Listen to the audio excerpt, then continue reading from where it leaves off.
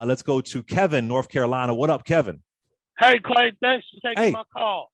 Sure. What's up, brother? I just wanted to say that if they nominate one of these female black judges without a black husband, they're gonna lose all my support. I won't vote Democrat no more.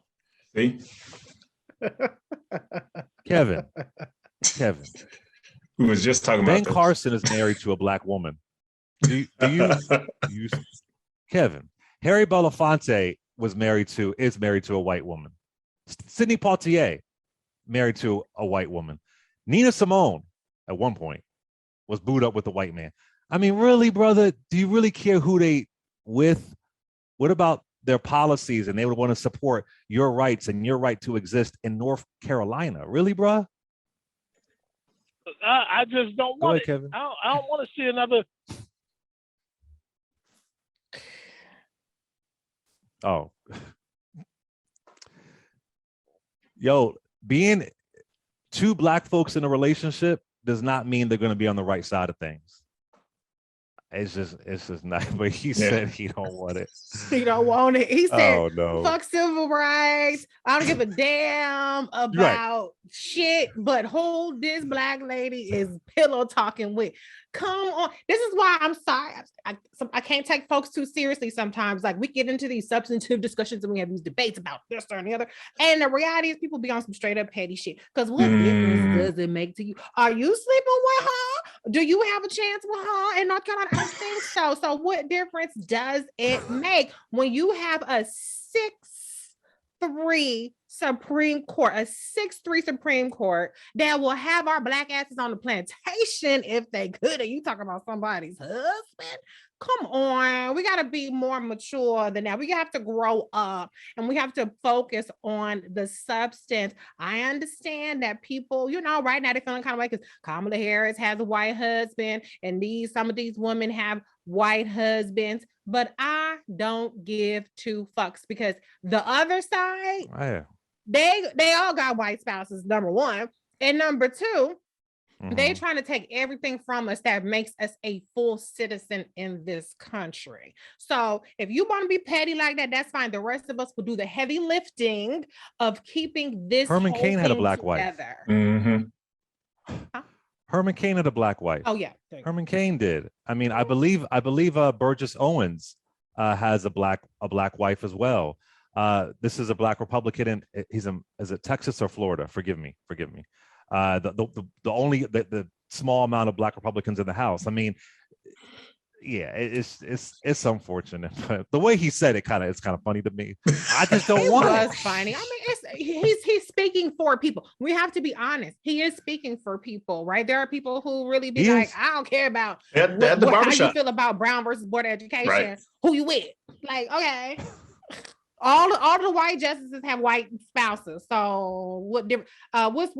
But I do want to say this, right? I do want to say this. He said, "Well, she'll lose my support." I don't think he meant this, but you aren't voting for the Supreme Court, by the way. So it really doesn't matter. I think he said he'd never vote Democrat again. He said all Democrats. Oh, is that what he said? Yeah, done. Oh, Republicans who all have white spouses get your vote. That's weird. That's very weird. But okay.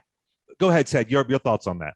No, Reese said it all. I don't. It's just look. But I will say this though: a lot of folks make their choices about who they'll support based on these kinds of things. I mean, we were teasing earlier about folks were teasing Cory Booker when he didn't have no boo and ran for the presidency. Then suddenly he pop up with your girl Rosario Dawson. Are they still together? Exactly. No. And same thing with Senator Tim Scott. So and a lot of folks know that if Barack Obama didn't have Michelle Obama, he might not have been president.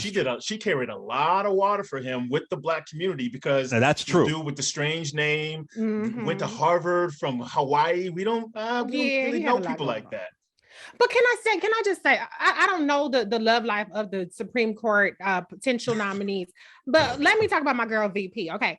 First of all, she went to Howard University. She's an AKA. She didn't get married until she was 50. Like, what did you want her to do? Die alone? Like, you know what I'm saying? Like, she found somebody that she loved. She dated. I'm not gonna run her coochie facts on doggone Sirius XM radio. But all I'm saying is she waited for 50 years. Okay, Black men, y'all have 50 whole ass years. Okay, y'all want Black woman to if she's 50-something years old and still single, well, what's wrong with her? Why can't she keep a man with woman? So she found somebody who treats her right, who supports her. So I'm here for it. Now, if she was 33 or 25 or something, if she was at Howard and she married a white man at Howard and she wouldn't go find somebody from Georgetown, y'all might have a point. But damn, 50 years old, how much longer was she supposed to hold out for a Black man? Come on. You know what's so funny? Then we'll get to the calls. I'm sorry. So I was in the Uber a couple of days ago. Had to go to the library to get some. Let me tell you something. Not everything is online, y'all. I had to take my ass to the library to get some book from 1992 on Clarence Thomas. Y'all wait till you read this chapter.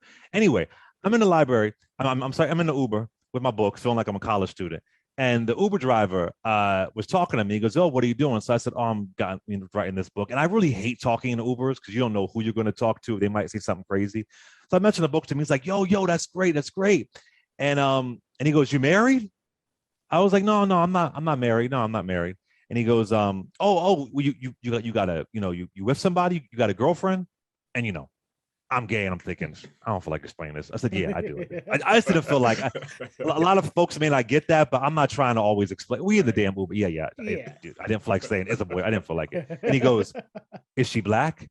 And it was so like the way he looks at me is like, "Negro, you better it better be Black." The way he kind looked of Black person are you? Right. Right. And my significant other is Black. I shouldn't say of course, but I never dated outside of my race. Anyway, I was like, yeah. And I said the pronoun game. I said, "Yeah, they're Black." He goes, "Okay, I was just checking, bro. I was just checking." Said, damn. Why he needs to know that for a book that you're writing? What's the relevance? Because he just felt like, hold up. Well, so if you told him the subject matter of the book, "Oh, you're writing about Black Republicans?" Who I did tell him. Yeah, exactly. Right. So he was trying to see, are you Paris Denard or are you, are you Bakari Sellers? Like, who am I dealing with? Right. Which one are you? Are you Colin Powell? Well, I'm not a Colin Powell either. But are you, one of them? But anyway. I mean, Black people, we like to know, like, okay, but who you with? What's the story? What's the situation? You know what I'm saying? Well, he asked me in the Uber, "Is she Black?" And also Reese, head kind of went in, like, "Is she Black?" Like kind of tilted, like if she Black, if she not Black, you can go. And I ain't buying that book. When I said that, okay, I was just checking. I listen, I get it. I'm one of those people too. I'm gonna be honest. I'll be like, okay, was they Black? What's going on? That's part of my questions when I get the whole story, when I set the scene. What's the race of everybody in the situation? Okay, but when we talking about politics and we talking about a white nationalist party, absolutely, versus a Black person who might have a mate that's not Black, I'm gonna still go with Black. Okay, I'm still gonna go with Black.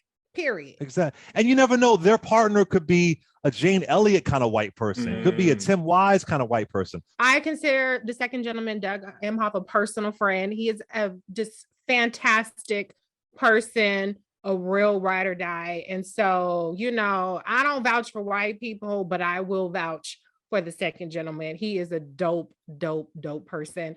And I'm happy that at 50 years old, Vice President Kamala Harris found the love of her life. Okay. Good for her. We should celebrate that. I mean, also, we shouldn't say, we shouldn't tell, what is it? Black women and Asian men are the least married demographics. Like, yo, I ain't going to be mad at Halle Berry. I ain't going to be mad at Tina Turner.